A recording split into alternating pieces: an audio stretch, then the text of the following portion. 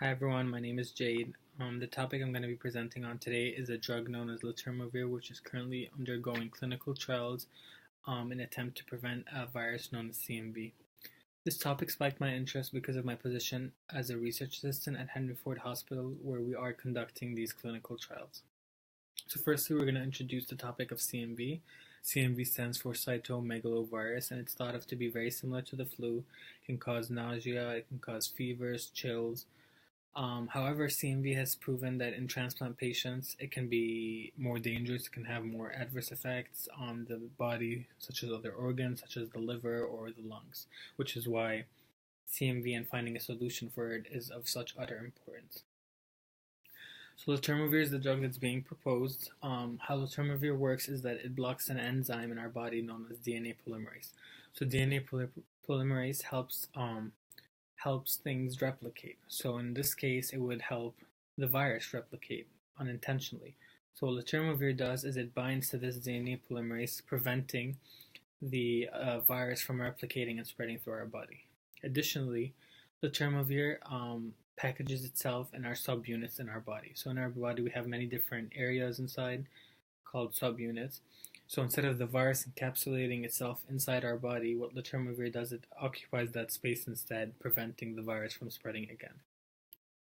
So the clinical trial that's being conducted is known as a double-blinded study, where double-blinded means neither the participant nor the researcher knows what medication the participant is on. And that's to prevent any bias if they believe that if the participant knows what medication they're taking, that it could alter the results. So they do that just to avoid any bias or any altering to the results.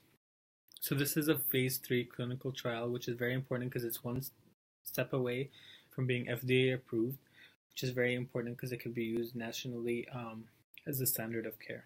Additionally, there are over 550 patients enrolled in over 20 countries, which is also very important because we need to study the effects of the drug on different ethnicities or race or people in different countries, because the effects can be different. So the data they acquired from the clinical trials showed that from the patients who were on Letermovir, which is the study drug, only 38% acquired CMV as compared to the placebo, which is basically a drug that looks like the actual drug, but it doesn't actually contain any of the drug components. So even though it can't necessarily be 0% who acquired the virus, it's still much lower than the placebo. Additionally, the death rate for Letermovir was 10% and placebo was 15%, which is definitely much less. They didn't necessarily die from the drug, they could have just died while they were on it, which is why they have to account for that kind of information. Additionally, Letermovir doesn't have any major negative symptoms as compared to the placebo. Letermovir only has mild symptoms such as nausea, maybe vomiting and headaches, while placebo can affect other organs such as the lungs or liver. In conclusion, we noticed that Letermovir has revolutionized healthcare because researchers have been looking for a study drug that can prevent CMV in transplant patients for so long and have been unsuccessful because they've never been able to find a drug which has positives which outweigh the negatives of it, and Letermovir has shown to do just that.